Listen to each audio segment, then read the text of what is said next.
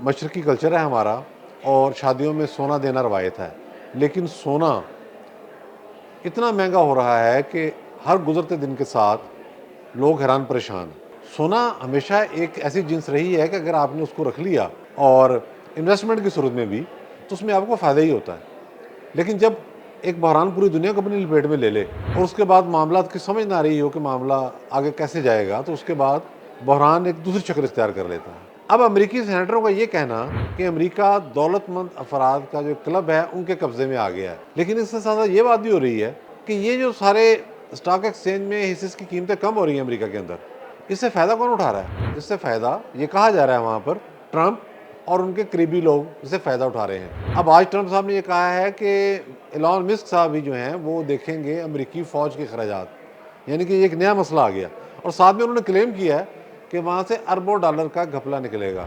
امریکی صدر ٹرمپ نے دنیا کو کئی طرح کے بحرانوں سے دوچار کر دیا ہے۔ ان کے بیانات سے پوری دنیا میں عدم استحکام پیدا ہو رہا ہے۔ وہ کلیم تو یہ کر رہے تھے کہ میرے آنے کے بعد پوری دنیا میں ایک ٹھہراؤ آئے گا، ترقی ہوگی، لیکن آپ نے دیکھا کہ جس قسم کے بیانات وہ جاری کر رہے ہیں اور جو اقدامات وہ کر رہے ہیں اس کے نتیجے میں ہر لحاظ سے افراتفری بڑھ رہی ہے۔ مثلا غزہ کے حوالے سے جو کچھ انہوں نے کہا وہ بہت حیرت انگیز ہے، لیکن وہ آج بھی اسی پر قائم ہے۔ آج انہوں نے یہ کہا ہے کہ امریکہ غزہ کو خریدنے کے لیے پرعزم ہے، اور یہاں صرف ملبہ ہے، جو ترقیاتی کام ہم یہاں کریں گے اس میں مشرق وسطیٰ کے ممالک اگر آگے حصہ لینا چاہیں تو وہ لے لیں، لیکن غزہ کے بارے میں جو ان کی سوچ اور اپروچ ہے وہ انہوں نے پھر واضح کی ہے۔ اس میں ان کے داماد کا بہت بڑا رول ہے، جنہوں نے پچھلے سال ہی ایک بین الاقوامی فورم پہ کہا تھا کہ غزہ کے علاقے کے اندر اس طریقے کے ساتھ معاملات ہونے چاہیے کہ یہ امریکہ کے کنٹرول میں آ جائے اور اس کو ری بلڈ کیا جائے، ریزورٹ بنا دیا جائے۔ ہمارا موضوع اصل میں کچھ اور ہے۔ پاکستان میں اس وقت مشرقی کلچر ہے ہمارا اور شادیوں میں سونا دینا روایت ہے، لیکن سونا اتنا مہنگا ہو رہا ہے کہ ہر گزرتے دن کے ساتھ لوگ حیران پریشان ہیں۔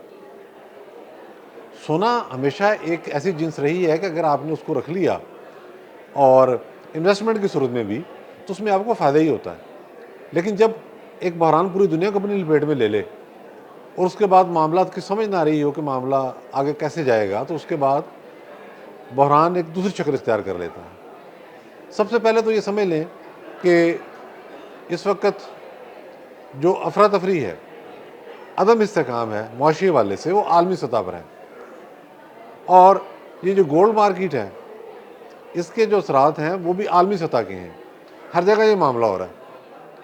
پاکستان میں سونا اس وقت 3 لاکھ روپے فی تولہ ہو چکا ہے، لیکن یہ یہاں رکے گا نہیں۔ کیوں نہیں رکے گا، اس پر ہم مزید بحث کریں گے ابھی آگے جا کے۔ دیکھیں، پریزیڈنٹ ٹرمپ نے ٹیرف لگایا، انہوں نے میکسیکو پر، کینیڈا پر، چین پر ٹیرف لگایا، اس کے بعد وہاں سے جواب آیا۔ اب چین کا جو ٹیرف ہے وہ آج رات کو نافذ العمل ہو جائے گا۔ جب ٹیرف آیا تو کچھ جگہ پر پھر انہوں نے سکپ کیا اور بیان بدلا اپنا کہ ابھی ہم ٹھہر جاتے ہیں۔ اب اس کے نتیجے میں جو افراتفری پیدا ہو رہی ہے وہ امریکی اسٹاک ایکسچینج کے اندر پیدا ہو رہی ہے۔ ڈیپ سی کا آیا، ڈیپ سی کے آنے کے بعد جو کچھ ہوا امریکہ کے اندر، یہ چین کی جو آرٹیفیشل انٹیلیجنس کی ہمارے سامنے آئی ہے، اس کے بعد بڑا پرابلم کریٹ ہو گیا، وہاں بہت سارے اسٹاک مارکیٹ میں نرک گر گئے۔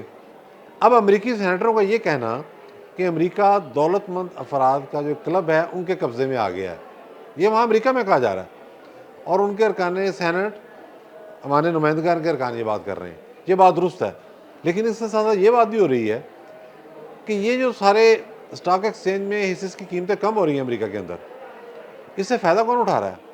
اس سے فائدہ یہ کہا جا رہا ہے وہاں پر ٹرمپ اور ان کے قریبی لوگ اس سے فائدہ اٹھا رہے ہیں۔